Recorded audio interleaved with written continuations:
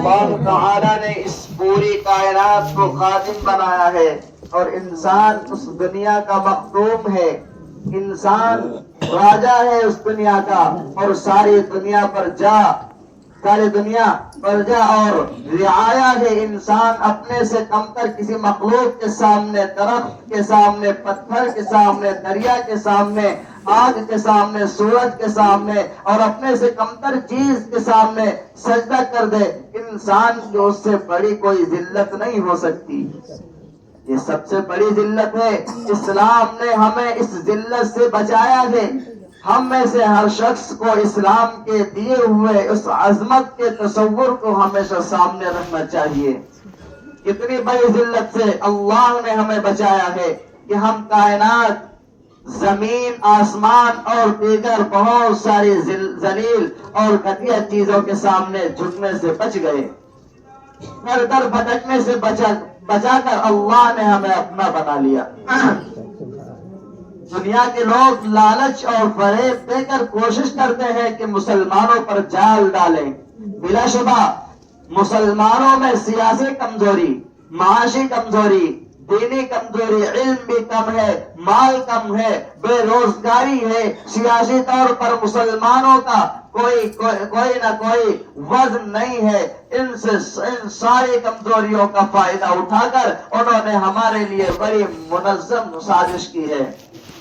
بڑی گہری سازش پورے ملک میں ہمارے خلاف چل رہی ہے اور اس سازش کے لیے ہمیں تیار رہنا ہوگا. ہمیں اس معیار پر آنا ہوگا جس معیار پر اسلام ہے، اسلام ہمیں لانا چاہتا ہے. قرآن کریم ہمیں جس معیار پر لانا چاہتا ہے ہمیں اس معیار تک اپنے آپ کو پہنچانے کی کوشش کرنی چاہیے.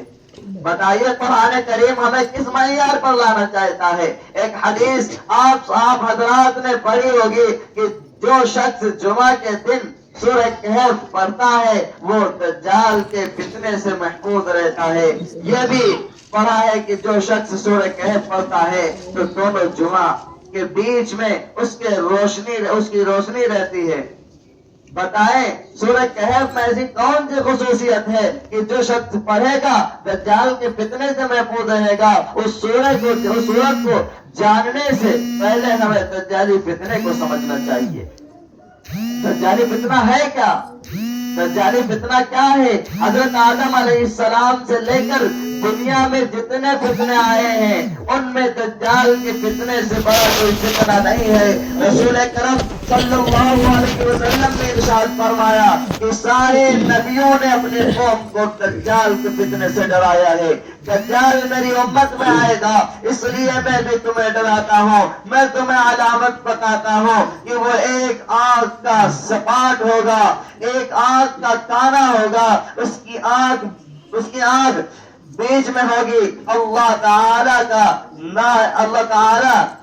کانا نہیں ہو سکتا، وہ عیب سے پاک ہے. اس کی دونوں آنکھوں کے بیچ میں لکھا ہوگا کہ وہ کافر ہے. وہ 40 دنوں میں پوری دنیا کا سفر کرے گا اور پوری دنیا کو فتح کرے گا.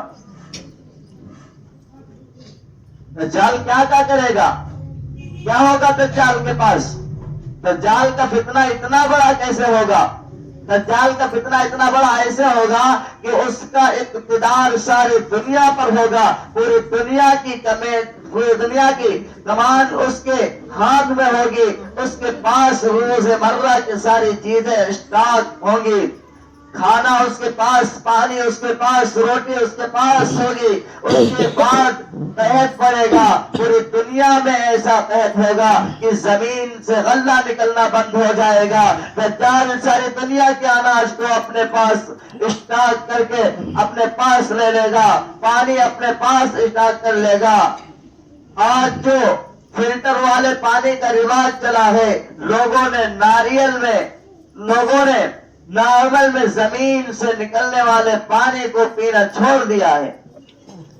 ٹیوب ویل سے نکلنے والا پانی لوگ نہیں پی رہے ہیں. گھروں سے نکلنے والا پانی چھوڑ چکے ہیں. ایک عالمی سازش کے تحت لوگوں کو فلٹر والے پانی کی ترغیب دی جا رہی ہے. رفتہ رفتہ اسی دجالی نظام کا پابند بنایا جائے گا کہ پانی، اس کے پاس اناج، اس کے پاس ساری ضروری چیزیں، ضرورت کی چیزیں اس کے پاس۔ اب آپ بتائیں کہ کسی انسانی آبادی میں ایک ماں کا بچہ بھوک سے مر رہا ہے، جانے جا رہی ہیں بھوک سے۔ ایسے حالات میں اگر کسی گاؤں میں شدید قحط پڑ جائے اور کھانے کے لالے پڑ جائے، پانی نہ ملے، روٹی نہ ملے، اور ایک آدمی کہے کہ پانی میں دوں گا، روٹی میں دوں گا، شرط یہ ہے کہ تم مجھے خدا مانو، شرط یہ ہے کہ تم اپنے ایمان سے باز آ جاؤ، تم اپنے دل پر ہاتھ رکھ کر بتائیں، تم اپنے دل پر ہاتھ رکھ کر بتاؤ کہ قوم کی موجودہ صورت حال میں کتنے لوگ اپنے ایمان پر باقی رہ سکتے ہیں۔ وہ دیکھ رہے ہیں کہ ساری دنیا کی قدرت دجال کے ہاتھ میں ہے، دجال اپنے ساتھ جنت بھی لے کر چل رہا ہے اور جہنم بھی لے کر چل رہا ہے۔ ایسی صورت میں کتنے لوگ ایمان پر باقی رہ سکیں گے؟ ایسے وقت میں کس ایمان کی ضرورت ہے؟ اللہ تعالی نے اسی ایمانی حرارت کو سورہ کہف میں بیان فرمایا ہے۔ سورہ کہف میں 4 واقعات ہیں، ان میں جو ایک واقعہ مختصر طور پر بیان کرتا ہوں۔ بنی اسرائیل میں ایک بادشاہ تھا، وہ بادشاہ بڑا ظالم تھا، اس نے طاقت کے زور پر ملک کا قانون اور مذہب بدل ڈالا۔ اس کے پاس طاقت کا نشہ تھا، رعب تھا، ناز تھا۔ اس نے غرور کا مظاہرہ کیا اور کہا کہ آج سے میں ہی اس ملک کا خدا ہوں، جتنا سب کچھ ہمیں جو لوگ ہمیں خدا ماننا پڑے، جو لوگ ہمیں خدا مانیں گے، بہت سے لوگ اس کی چاپلوسی میں لگ گئے، بہ گئے، لوگ اس کی طاقت اور اقتدار کے نشے میں، لیکن چند اللہ والے تھے، وہ سب پورے نہیں تھے۔ صرف 7 نوجوان تھے۔ حضرت عبداللہ بن عباس رضی اللہ عنہ کی تفسیر کے مطابق 7 ہی تھے۔ ان کی گنتی کے 7 نوجوان نے طے کیا ہے کہ ہم اس بادشاہ کو خدا نہیں مانیں گے، ہم اس کی حکومت کو تسلیم نہیں کریں گے۔ بادشاہ کو خبر ہوئی تو ان 7 لوگوں کو بادشاہ کے سامنے بلایا گیا۔ 7 نوجوان گھبرا گئے کہ اب کیا ہوگا، اب کیا کرنا پڑے گا۔ انہوں نے آپس میں مشورہ کیا کہ اگر بادشاہ کے سامنے ہم نے ایک خدا کی بڑائی نہیں کی تو سب سے بڑی ناانصافی ہوگی، ہم وہاں جا کر بھی اللہ کی بڑائی کو بیان کریں گے۔ انہوں نے ارادہ کیا، اللہ کا فرمان ہے وَرَبَطْنَا عَلَىٰ قُلُوبِهِمْ إِذْ قَامُوا، یہ بھی سورہ کہف کی آیت ہے، ہم نے ان کے دلوں کو مضبوط کر دیا جب یہ بادشاہ کے سامنے کھڑے ہوئے۔ بادشاہ کے سامنے انہوں نے ثابت کر دیا کہ اللہ رب السماوات والارض ہے، اللہ ہی ہمارا رب ہے اور پوری کائنات کا رب ہے۔ بادشاہ نے دھمکی دی اور کہا کہ ہم چند دنوں کی تم لوگوں کو مہلت دیتے ہیں، سنبھل جاؤ ورنہ ہم تمہیں ختم کر دیں گے۔ وہ لوگ وہاں سے نکلے اور ایک غار میں جا کر پناہ لی۔ اللہ کی رحمت سامنے آئی، ان کے بس میں جو تھا انہوں نے کر دکھایا۔ اس غار میں اللہ نے ان کو 309 سال تک سلا دیا، اور جب یہ بیدار ہوئے تو ملک کا نظام تبدیل ہو چکا تھا۔ اللہ تعالیٰ نے یہ واقعہ یوں ہی نہیں سنا دیا ہے، بلکہ اللہ تعالیٰ تربیت کرنا چاہتے ہیں۔ دجال کا فتنہ بھی اقتدار کا فتنہ ہوگا۔ آج جو ملک کے حالات بگڑ رہے ہیں، آج جو ملک میں شیر بنے پھر رہے ہیں، آج مسلمانوں کی جانیں پانی سے زیادہ سستی ہو گئی ہیں۔ ایک بھیڑ آتی ہے اور تشدد کر کے مار کر چلی جاتی ہے، یہ صرف اقتدار کا نشہ ہے۔ دیکھ رہے ہیں کہ ہمارے پاس طاقت ہے، قوت ہے، پولیس ہے، منشیاں ہیں، ہمیں جو چاہے کریں، ہم جو چاہے کریں۔ رفتہ رفتہ یہ دھمکانے کا مزاج بنتا جا رہا ہے۔ اس ماحول میں سورہ کہف ہمارے ایمانی تربیت کرتی ہے۔ سورہ کہف ان 7 نوجوانوں کو ہمارے لیے مثال بنا کر پیش کرتی ہے۔ وہ بتاتی ہے کہ ایسے حالات آئیں گے کہ لوگ اقتدار کے نشے میں ایک لمحہ میں ملک کے نظام کو تبدیل کر دیں گے، ملک کے مذہب کو تبدیل کر دیں گے۔ آپ دیکھ رہے ہیں کہ کیسے کیسے قوانین سپریم کورٹ سے پاس ہو رہے ہیں۔ قانون یہ آ رہا ہے کہ اسلام کو مسجد کی ضرورت نہیں ہے۔ فرض کر لیجیے ہمارے پاس 7 روم کا مکان ہے، لیکن ہمیں 2 ہی کی ضرورت ہے، 7 کی ضرورت نہیں ہے۔ تو کیا ضرورت نہ ہونے کی وجہ سے باقی روم دوسرے کے ہو گئے؟ اسلام کو مسجد کی ضرورت نہیں ہے۔ اسلام مسجد کے بغیر بھی دنیا کو راہ راست دکھا سکتا ہے، لیکن اگر مسلمانوں نے اللہ اور اس کے رسول کے حکم سے بنایا ہے تو دوسرے کا کیسے ہو سکتی ہے؟ ایک فیصلہ یہ آتا ہے کہ زنا جرم نہیں ہے، رضامندی سے زنا جرم نہیں ہے۔ حیرت ہوتی ہے ایسے فیصلوں سے جو کسی کے سلیم الطبع شخص کے نزدیک محمود نہیں ہو سکتا۔ ملک کے حالات بڑی تیزی کے ساتھ بدلتے جا رہے ہیں۔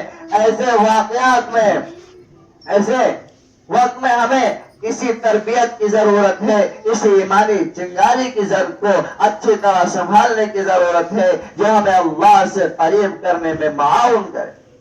ہمیں جاننے کی ضرورت ہے کہ ساری دنیا تاریکی میں ہے، روشنی صرف ہمارے پاس ہے۔ ہم ایمان کی روشنی کی حفاظت کے لیے بڑی سی بڑی قربانی کا جذبہ اپنے اندر پیدا کریں۔ یہ جذبہ اسی وقت پیدا ہوگا جب ہم ایمان کی اہمیت کو سمجھیں گے۔ دنیا والے کسی کا بھلا نہیں کر سکتے۔ وہ لوگ جنہوں نے بہت سے خدا بنا رکھے ہیں، زمین کا خدا الگ ہے، آسمان کا خدا الگ ہے، پہاڑ کا خدا الگ ہے، روشنی کا خدا الگ ہے، تاریکی کا خدا الگ ہے۔ جنہوں نے خداؤں کو اس طرح تقسیم کر رکھا ہے اس کے یہاں کیا خیر ہو سکتی ہے؟ جنہوں نے انسانوں کو تقسیم کر رکھا ہے وہ برہمن ہے، یہ سودر ہے، یہ دولت ہے، اور یہ چھتری ہے، اور یہ پھلا پھلا، اور یہ پھلا پھلا ہے۔ جس انسانی ذات پات کے نیچے ہندوستانی معاشرہ جیتا آیا ہے، جو اپنے سماج کا بھی بھلا نہ کر سکا، وہ دوسروں کا اور مسلمانوں کا کیا بھلا کرے گا؟ ہمیں اس نعمت کو بھی سمجھنے کی ضرورت ہے کہ دنیا کا تنہا مذہب اسلام ہی ہے جو کہتا ہے کہ کائنات کا خدا ایک ہے۔ سورہ فاتحہ کی پہلی آیت الحمدللہ رب العالمین کے اندر اسی بات کی طرف اشارہ ہے کہ ساری کائنات کا رب ایک ہی ہے۔ آسمان، زمین، پہاڑ، دریا اور ہر ذرہ کا رب وہی ہے۔ اس ایک جملے سے جو آپ ہر نماز میں کہتے ہیں کہ ایک ہی ہے جو پوری کائنات کا رب ہے، اس سے سارے مذاہب کی بنیادیں ہل جاتی ہیں۔ عیسائیوں نے خدا کو تقسیم کر رکھا ہے، یہودیوں نے خدا کو تقسیم کر رکھا ہے، دنیا کے سارے مذاہب نے خدا کو تقسیم کر رکھا ہے۔ آخری سورت قرآن کی قل اعوذ برب الناس، کہہ دیجئے کہ میں سارے انسانوں کے رب کی پناہ لیتا ہوں۔ یا ایھا الناس اتقوا ربکم الذی خلقکم من نفس واحدہ، اے ایمان والو ڈرو اس رب سے جس نے سارے انسانوں کو ایک جان سے پیدا کیا ہے۔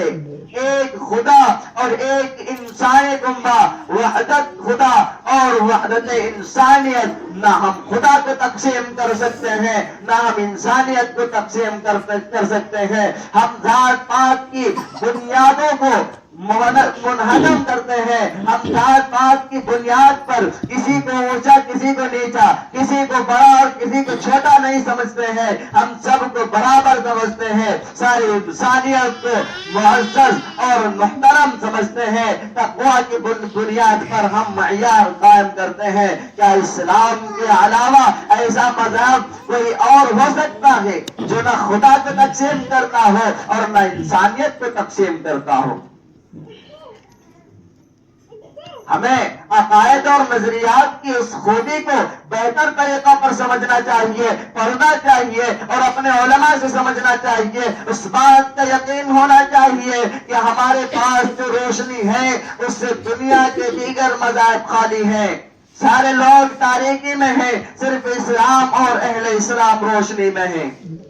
اس نعمت کی اچھی طرح سنبھال لیجئے اور جلد کے ساتھ نئی نسلوں تک پہنچائیے۔ یہ جو ادارے اور مدارس قائم ہیں، یہ جو مدرسہ عربیہ تعلیم القرآن ہے اور اس کے علاوہ ہندوستان بھر میں مدارس کا نظام ہے، اسلام کی اسی روشنی کی حفاظت کرتے ہیں اور سنبھال کر نئی نسل تک پہنچانے کی کوشش کرتے ہیں۔ یہی مدرسوں کا اس دور میں کردار ہے کہ وہ نئی نسلوں کے ایمان و عقائد کی اسلام کی رہنمائی میں آبیاری کریں۔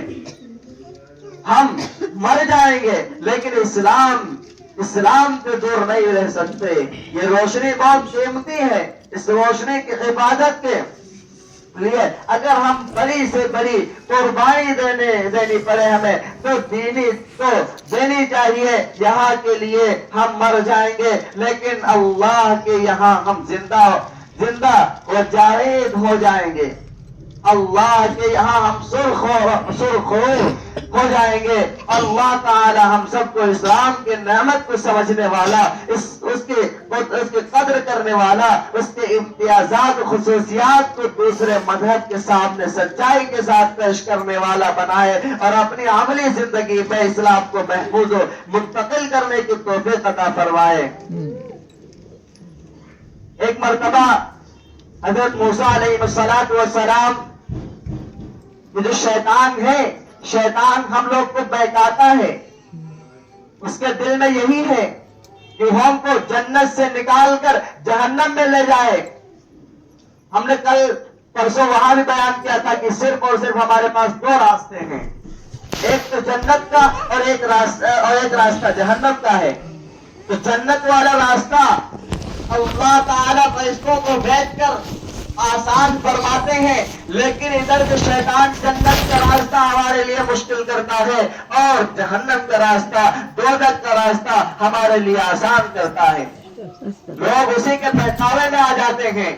رمضان المبارک کا مہینہ چل رہا ہے، شیطان بہکاتا ہے، جو گٹکا کھاتا ہے ان کو بہکاتا ہے کہ روزہ مت رکھو، تو وہ لوگ روزہ چھوڑ دیتے ہیں۔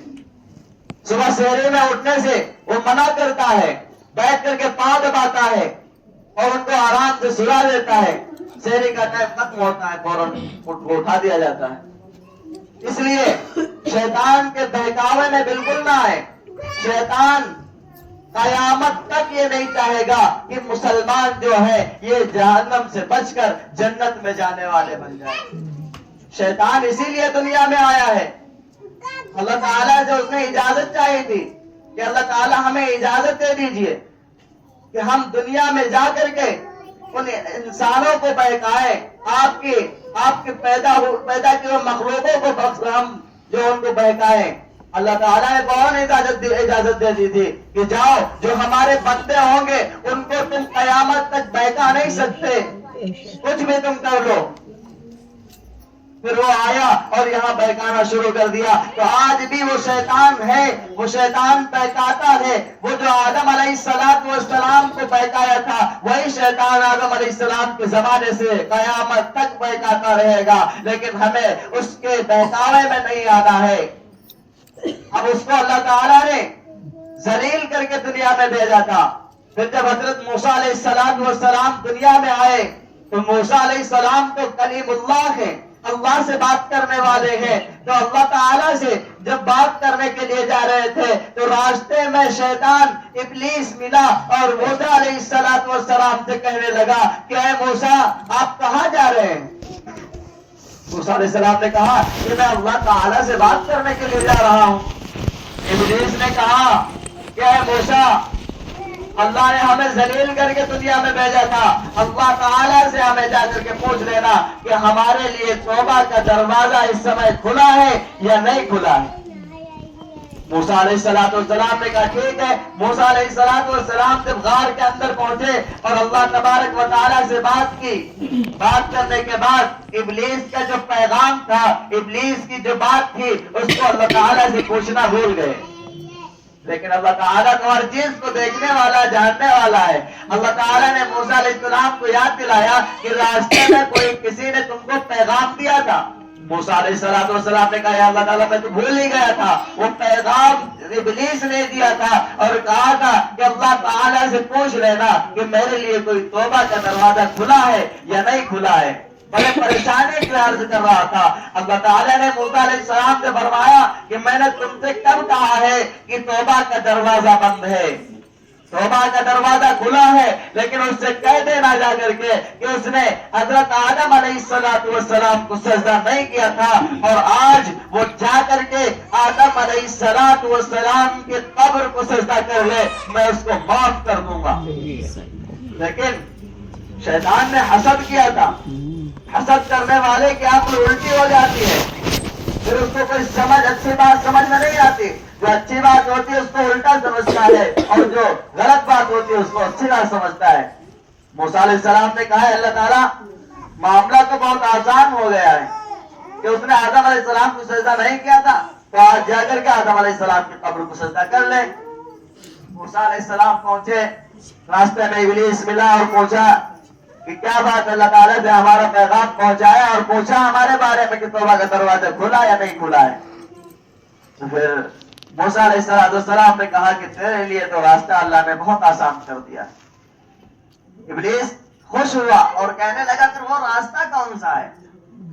حضرت موسیٰ علیہ السلام نے فرمایا کہ وہ راستہ یہ ہے کہ تو نے حضرت آدم علیہ السلام کو سجدہ نہیں کیا تھا, آج تو جا کر کے آدم علیہ السلام کی قبر کو سجدہ کر لے, اللہ تبارک و تعالی تجھے معاف کر دیں گے.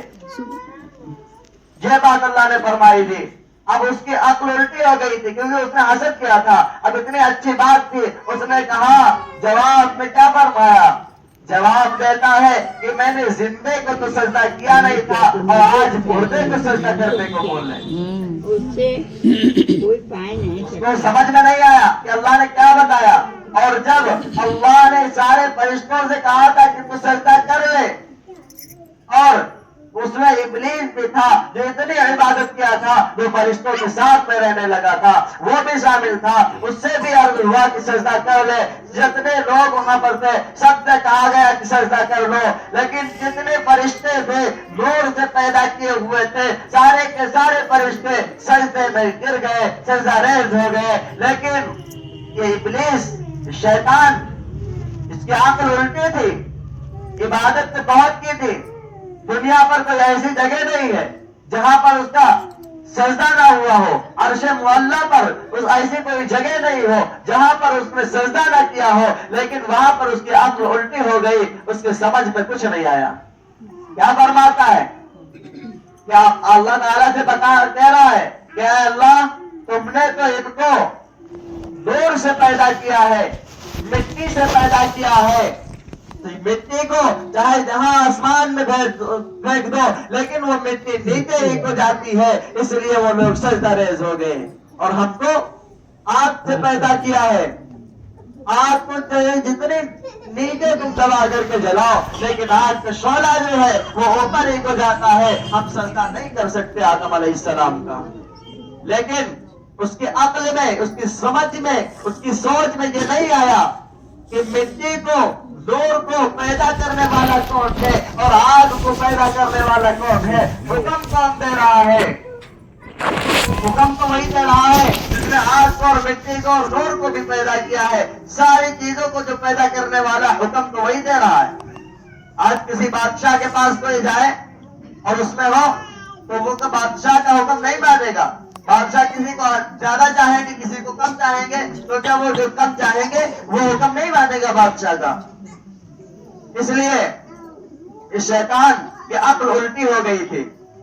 اور عبادت دنیا کے اندر ہم چاہے جتنی کر لیں, شیطان بھی تو تھا جو اتنی عبادت کیا تھا, لیکن وہ ذلیل ہو کر کے, رسوا ہو کر کے دنیا میں آیا ہے. اس لیے عبادت جتنی بھی ہم کریں چاہے جتنی عبادت کریں اخلاص کے ساتھ خلوص کے ساتھ ہم عبادت کریں گے تب وہ عبادت ہمارے کام آئے گی، ورنہ وہ عبادت جو دکھلاوے کے لیے ہوگی وہ عبادت ہم کو جنت میں نہیں لے جا سکتی ہے۔ چاہے نماز ہو، روزہ ہو، زکات ہو، کوئی بھی چیز ہو، اگر دکھلاوے کے لیے ہم کر رہے ہیں تو وہ دکھلاوا ہم کو جنت سے نکال کر جہنم میں لے جانے والا ہوگا۔ جنت میں ہم کبھی نہیں جا سکتے اس دکھلاوے سے۔ ایک واقعہ ہے کہ ایک شخص تھا جو بہت عبادت کیا کرتا تھا اپنے گاؤں میں، اتنی عبادت کرتا تھا کہ کھانا تک وہ صحیح سے نہیں کھاتا تھا، ہر سمے سجدے میں پڑا رہتا تھا، اللہ کی عبادت کیا کرتا تھا، لیکن اس کی عبادت گاؤں میں صحیح سے نہیں ہو پا رہی تھی، لوگ اس کو پریشان کر رہے تھے۔ تو وہ اپنا ایک بوری بستر لے کر کے اور یہاں سے چلا گیا اور سمندر کے کنارے جا کر کے تنہائی میں وہاں عبادت کرنا شروع کیا۔ اب وہاں کھانے کے لیے کچھ نہیں تھا، لیکن وہ اتنی عبادت کرتا تھا کہ اللہ نے سارا کا سارا انتظام اس کے لیے کر دیا۔ جب سمندر کا پانی اتنا کھارا ہے، نمکینا ہے، کوئی پی نہیں سکتا جلدی، تو اسی سمندر سے ایک چشمہ جاری کیا اللہ تبارک و تعالیٰ نے۔ وہ چشمہ میٹھا اور شکر والا تھا، پی کر کے وہ شرابور ہو جاتا تھا۔ اور کھانے کے لیے کیا، ایک کٹورا انار کا پیڑ اللہ نے وہیں سے اگا دیا جو ایک کٹورا انار کھا کر کے پانی پی لیتا تھا اور عبادت میں مشغول ہو جایا کرتا تھا۔ اس نے ایسے 500 سال عبادت کی تھی اللہ تبارک و تعالیٰ کی، لیکن خلوص کے ساتھ اخلاص کے ساتھ کیا تھا اس نے۔ اور پھر اللہ تعالیٰ سے دعا کی کہ اللہ تعالیٰ ہماری ساری دعائیں تو قبول ہو گئی، لیکن ہماری ایک دعا اور ہے، یہ بھی قبول کر لیجئے۔ اللہ تعالیٰ نے فرمایا وہ دعا کون سی ہے تو بتا، اور اس نے کہا کہ اے اللہ ہمارا جب انتقال ہو، جب فرشتہ ہماری روح کو قبض کرنے آئے تو سجدے میں قبض کرے، یہ حکم دے دینا فرشتے کو۔ اللہ نے فرشتوں کو فرشتے ملک الموت کو حکم دے دیا کہ جب جانا اس کی روح قبض کرنے کے لیے، جب وہ سجدے میں پڑا ہو تب اس کی روح نکال کر کے لانا۔ پھر فرشتے گئے اور اس کے سجدے میں پڑا ہوا تھا اور اس کے روح قبض کر لائے۔ فرشتوں ہی نے اس کا نماز جنازہ پڑھی اور اس کی روح کو وہاں تک پہنچایا اور مٹی سب وہیں پر ہوئی۔ اب اس نے دکھلاوا اللہ کے یہاں کر دیا جا کر کے، یہاں سے تو صحیح لیکن وہاں پہنچ کر کے بھی جو اللہ کا حکم اس پر عمل کرنا چاہیے، بغیر اللہ کے حکم کے کچھ نہیں۔ اللہ تعالیٰ کے سامنے پیش کیا گیا، اللہ تعالیٰ نے اس سے کہا میں حساب لیا، میں کتاب کچھ نہیں اس سے پوچھا گیا، اور اللہ تعالیٰ نے صاف صاف اس سے کہہ دیا کہ جا تو میری رحمت سے جنت میں چلا جا۔ اب اس کے اندر گھمنڈ آ گیا، تکبر آ گیا کہ میں نے 500 سال تک عبادت کی ہے اللہ تعالیٰ کی، لیکن آج جب وہاں دنیا سے دار پانی سے ہم یہاں آخرت میں آئے ہوئے ہیں، یہاں جب قبر کے اندر آئے ہیں تو اللہ تعالیٰ ہم سے یہ کہہ رہے ہیں کہ جا تو میری رحمت سے جنت میں چلا جا۔ یہ نہیں کہتے کہ جا تو اپنی رحمت سے جنت میں چلا جا، جو تو نے اتنی ساری عبادت کیا اس کی وجہ سے تو جنت میں چلا جا۔ اللہ تعالیٰ تو یہ کہہ رہے ہیں جا تو میری رحمت سے جنت میں چلا جا۔ اللہ تعالیٰ سے کیا کہہ رہا ہے کہ اے اللہ ہم نے 500 سال عبادت کی ہے، 500 سال عبادت کرنے کے باوجود آپ ہم سے یہ کہہ رہے ہیں کہ جا تم میری رحمت سے جنت میں چلے جا۔ بس اللہ تعالیٰ کو غصہ آ گیا اتنے میں کہ وہ وہاں پر دکھلاوا کر دیا۔ اللہ تعالیٰ نے فرشتوں کو بلوایا اور فرشتوں کو حکم دیا کہ اے فرشتوں جاؤ اس کو لے کر کے جاؤ جنت اور جہنم کے بیچ میں اس کو ٹہلا دو غالباً۔ فرشتے اس کو لے کر کے چلے جنت اور جہنم کے بیچ میں، جب پہنچا ہو تو چلانے لگا پانی پانی، اب پانی پانی چلا رہا ہے۔ اللہ تعالیٰ دوسرے فرشتے کو ایک کٹورا پانی لے کر کے بھیج دیتے ہیں اور اس سے کہہ دیتے ہیں کہ جب وہ تجھ سے پانی مانگے تو تم ان سے کہہ دینا کہ اس پانی کی قیمت جانتے ہو کیا ہے؟ اس پانی کی قیمت 500 سال عبادت ہے۔ اب وہ لے کر کے گیا فرشتہ، اب وہ کہتا پانی پانی، اور فرشتہ کیا کہتا ہے کہ آپ کو پتا بھی ہے اس پانی کی قیمت کیا ہے؟ اس نے کہا کیا ہے قیمت؟ جو بھی ہو ہمیں لاؤ۔ اس فرشتے نے کہا اس پانی ایک کٹورا پانی کی قیمت 500 سال عبادت ہے۔ اس نے کہا کہ لاؤ ہمارے پاس 500 سال کی عبادت ہے، پانی پلاؤ اور عبادت لے جاؤ۔ اس نے ایک کٹورا پانی پر 500 سال کی عبادت اپنی دے دی۔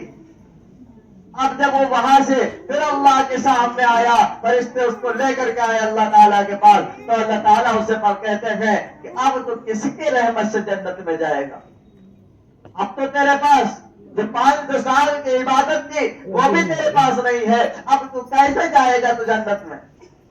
اب وہ رونے لگا اور رو رو کر عرض کرنے لگا کہ اے اللہ تیرے سوا کوئی نہیں ہے، تو تنے تنہا ہے، تیری ذات پاک ہے، تیری رحمت کشادہ ہے، تیری رحمت اتنی ہے کہ ساری دنیا کو تو بانٹے تب بھی وہ تیری رحمت ختم ہونے والی نہیں ہے، تو اپنی رحمت سے ہمیں جنت میں بھیج۔ یہ ہے جنت اور دوزخ کا تذکرہ کہ ہم دنیا میں کیا عمل کر رہے ہیں، اچھا عمل کرتے ہیں یا خراب؟ اگر اچھا عمل کرتے ہیں تو بھی دکھلانے کے لیے اگر کرتے ہیں تو وہاں پر وہ قابل قبول نہیں ہے۔ اللہ تعالیٰ جو بھی حکم دے وہاں پر وہ ماننا ہوگا، اس کے اندر یہ نہیں کہنا چاہیے کہ ہم نے اتنے دن عبادت کی ہے اللہ تعالیٰ پھر بھی یہ ہم سے کہہ رہا ہے اپنی رحمت سے جنت میں چلے گا، یہ غلط ہے۔ ہمیں چاہیے کہ ہم اللہ کے تابع دار ہوں، اللہ کے ماننے والے ہوں، اللہ کے بتائے ہوئے طریقوں پر عمل کرے۔ یہ رمضان المبارک کا مہینہ کیوں آتا ہے؟ اسی لیے آتا ہے کہ جو ہم نے پورے سال میں 11 مہینے میں کتنے سارے گناہ کر دیتے ہیں، گناہ کبیرہ بھی کرتے ہیں، گناہ صغیرہ بھی کرتے ہیں، سارے کے سارے گناہ کرتے ہیں، ان گناہوں کو بخشنے کے لیے اللہ تبارک و تعالیٰ اتنا رحیم و کریم ہے کہ اتنے گناہ کرتے ہیں، ان گناہوں کو بخشنے کے لیے تحفے میں ہم سب مسلمانوں کو ماہ رمضان دیتا ہے۔ لیکن اس ماہ رمضان میں شیطان تو بند ہو جاتا ہے، لیکن جو 11 مہینے وہ شیطان بہکاتا ہے ہم کو، اس کا وسوسہ ہمارے اندر موجود رہتا ہے۔ اس وسوسے کے بنا پر ہم روزہ نہیں رکھ پاتے ہیں، نمازیں نہیں پڑھ پاتے ہیں، کچھ نہیں کر پاتے، صرف وسوسہ جو شیطان کا اندر رہتا ہے اس کی وجہ سے، کیونکہ اس نے 11 مہینہ بہکایا آپ کو، اب 1 مہینے میں اس کا وسوسہ خراب کر ڈالتا ہے، اس لیے اس کا وسوسہ بھی اپنے دل کے اندر نہ آنے دیں۔ اللہ تعالی ہم سب کو کہنے سننے سے زیادہ عمل کرنے کی توفیق عطا فرمائے، آمین۔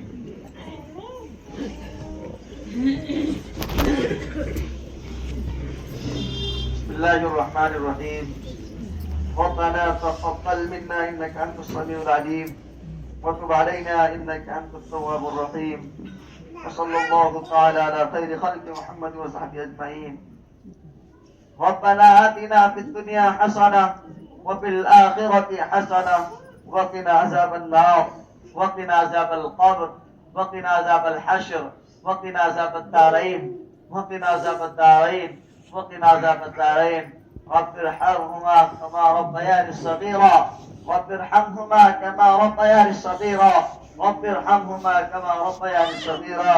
اے اللہ ہم سب تیرے گنہگار بندے ہیں، اے اللہ ہم سب تیرے خطا کار بندے ہیں، اے اللہ آپ تو رحیم و کریم ہیں، اے اللہ آپ کے پاس تو رحمت کی کشادگی اتنی ہے کہ اللہ اگر ساری دنیا کو بانٹے تب بھی آپ کی رحمت میں ذرہ برابر بھی کمی نہیں آئے گی۔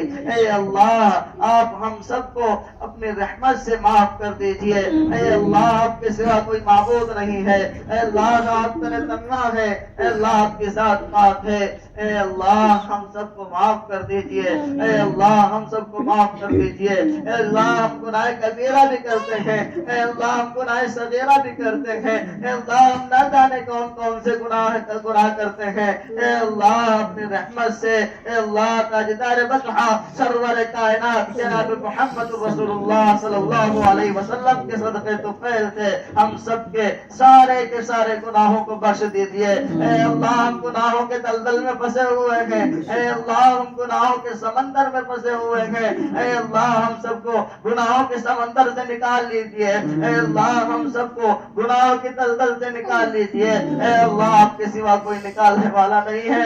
ए अल्लाह हमको लापरवाह है। ए अल्लाह हम इबादत आपकी नहीं कर पाते हैं सही से। ए अल्लाह फिर भी जो हम करते हैं थोड़ी बहुत, ए अल्लाह उसको कबूल फरमा लीजिए। ए अल्लाह उसको कबूल फरमा लीजिए। ए अल्लाह हम गुनहगार तो हैं, ए अल्लाह हम खताकार तो हैं, और आप ही के तो बनते हैं। ए अल्लाह आप ही के तो पैदा किए हुए हैं। ए अल्लाह बख्श दीजिए। ए अल्लाह तेरे आगे हम अपने हाथों को, ए अल्लाह तेरे आगे हम अपने हाथों को उठाए हुए हैं। ए अल्लाह इसमें माँ और माएँ और बहनें भी हाथ उठाए हुए हैं। ए अल्लाह नन्हे मुन्ने बच्चियां भी आई होंगी। ए अल्लाह नन्हे मुन्ने बच्चियों के हाथ जो उठे हुए हैं, ए अल्लाह उनके तो पैर में हम सबके गुनाहों को बख्श दीजिए। ए अल्लाह वो मासूम बच्चियां हैं, ए अल्लाह वो भी तुम्हारे सामने हाथ उठाए हुए हैं। ए अल्लाह उन सब के हम सब के गुनाहों को उनके तुफैल से बख्श दीजिए। ए अल्लाह आपके सिवा कोई बख्शने वाला नहीं है। ए अल्लाह आपकी रहमत में कमी नहीं है। ए अल्लाह हम सबको गुनाहों को बख्श दीजिए।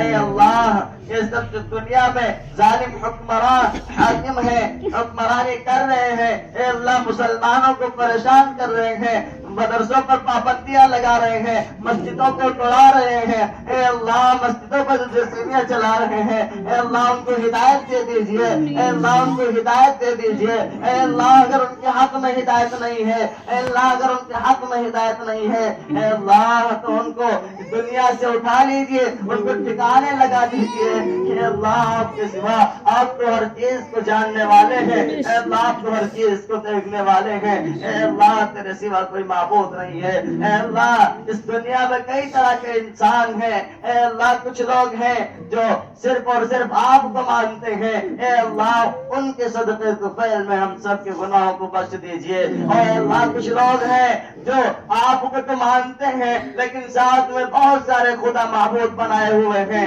ए अल्लाह उनको हिदायत दे दीजिए कि वो शिरक ना करे। ए अल्लाह उनको हिदायत दे दीजिए कि वो शिरक ना करे। ए अल्लाह अगर उनके हाथ में हिदायत नहीं है, ए अल्लाह तो उनको दुनिया से उठा लीजिए। और कुछ लोग हैं जो किसी को मानते ही नहीं है, ए अल्लाह उनको भी हिदायत अता फरमा। ए अल्लाह जो ईरान और ये फिलिस्तीन से जंग चल रही है, ए अल्लाह जो ईरान में जंग चल रही है, ए अल्लाह ईरान वालों को पता नुसरत अता फरमा। ए अल्लाह ईरान वालों को पता नुसरत अता फरमा। ए अल्लाह वो हक के लिए लड़ रहे हैं, ए अल्लाह वो हक के लिए खड़े हुए हैं, ए अल्लाह वो हक के लिए खड़े हुए हैं। ए अल्लाह उनको नुसरत फतेह अता फरमा। ए अल्लाह आपके सिवा कोई माबूद नहीं है। ए अल्लाह आप तो तन्हा है। ए अल्लाह फरिश्तों को वहाँ भेज करके, ए अल्लाह वहाँ पर फरिश्तों को जिन्नातों को भेज करके, ए अल्लाह उनको फतेह नुसरत अता फरमा। ए अल्लाह आप तो हर चीज को जानने वाले हैं। कौन हक के लिए लड़ रहा है और कौन नाहक के लिए लड़ रहा है। ए अल्लाह हम सब परेशान हैं, हम सब मजबूर हैं, लाचार हैं। ए अल्लाह हम सब के गुनाहों को बख्श दीजिए। ए अल्लाह हम सब के गुनाहों को बख्श दीजिए। ए अल्लाह जितने लोग भी दुनिया से जा चुके हैं, ए अल्लाह जितने लोग भी दुनिया से जा चुके हैं, ए अल्लाह उन सब के रूहों को, ए अल्लाह उन सब के रूहों को नूर से मुनव्वर फरमा। ए अल्लाह उन सब के कब्र को नूर से मुनव्वर फरमा। उनके लिए पुलसिरात का रास्ता आसान फरमा। उनके लिए पुलसिरात का रास्ता आसान फरमा। ए अल्लाह उनके लिए पुलसिरात का रास्ता आसान फरमा। ए अल्लाह आयतुल्लाह खान नाई साहब जो दुनिया से चले गए हैं, ए अल्लाह बहुत बड़े लीडर थे ईरान के। ए अल्लाह वही ये जंग लड़ रहे थे। ए अल्लाह उनके बेटे हैं, उनको फतेह नुसरत अता फरमा। ए अल्लाह दुनिया से गए हैं, ए अल्लाह शहीद हुए हैं। ए अल्लाह उनकी कब्र को नूर से मुनव्वर फरमा। ए अल्लाह उनके लिए कब्र में चैन सुकून अता फरमा। ए अल्लाह उनके लिए कब्र में चैन सुकून अता फरमा। ए अल्लाह इस दुनिया के अंदर इस तारे पानी के अंदर न जाने कितने लोग बीमार परेशान हैं। ए अल्लाह इसी घर के मुफ्ती साहब, ए अल्लाह वो भी बहुत परेशान है। ए अल्लाह उनकी परेशानी को दूर फरमा। ए अल्लाह जो बीमार है उनको शिफाए कामिला आमिला मुस्तमिर अता फरमा। ए अल्लाह जो बीमार है उनके रूह को शिफाए कामिला आमिला दाइमा मुस्तमिर अता फरमा। ए अल्लाह के सिवा कोई बख्शने वाला नहीं है। ए अल्लाह इस सारे पानी के अंदर बहुत सारे लोग बीमार हैं। ए अल्लाह उन सब की परेशानियों को दूर फरमा। उन सबको शिफाए कामिला आजिला मुस्तमिर अता फरमा। ए अल्लाह قاری مبین صاحب کی طبیعت خراب ہے، اے اللہ ان کی طبیعت کو صحیح فرما، اے اللہ ان کی طبیعت کو صحیح فرما، اے اللہ ہم نے جو مانگا ہے وہ بھی عطا فرما، جو مانگنے سے رہ گیا ہے وہ بھی عطا فرما، اے اللہ جن چیزوں سے رب جن چیزوں سے تاجدار بطحا سرور کائنات جناب محمد رسول اللہ صلی اللہ علیہ وسلم نے پناہ مانگی ہے، اے اللہ ان سے ہم کو بھی پناہ عطا فرما، اور جن چیزوں کو آپ سے مانگا ہے اے اللہ ہم نہیں جان سکتے کہ آپ صلی اللہ علیہ وسلم نے کیا کیا آپ سے مانگا ہے، اے اللہ اس میں ہمارا بھی حصہ عطا فرما، اے اللہ ہم اس میں ہمارا بھی حصہ عطا فرما، اے اللہ ہم تو تمہارے لاچار بنتے ہیں، اے اللہ ہمارے گناہوں کو بخش دیجیے، اے اللہ تاجدار بطحا سرور کائنات جناب محمد رسول اللہ صلی اللہ علیہ وسلم کے صدقے طفیل میں ہماری اس دعا کو قبول منظور فرما، ربنا تقبل منا انك انت السميع العليم وتب علينا انك انت التواب الرحيم، وصلى الله تعالى على خير خلقه محمد وصحبه اجمعين برحمتك يا ارحم الراحمين.